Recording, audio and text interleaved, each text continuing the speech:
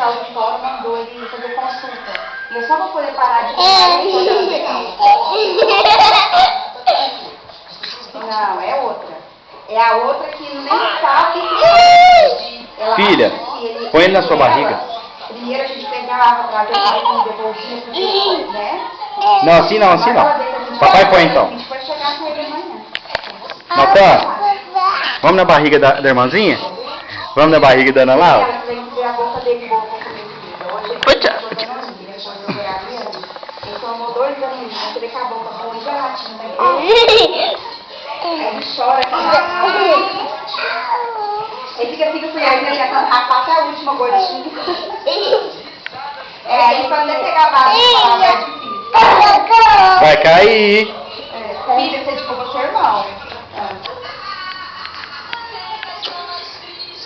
Chora. Quem fez cocô? Olha se ele fez cocô, Ronaldo. O que foi dando? Tá pedindo cocô? Tá.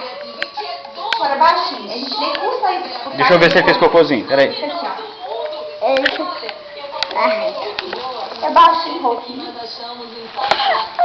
Não.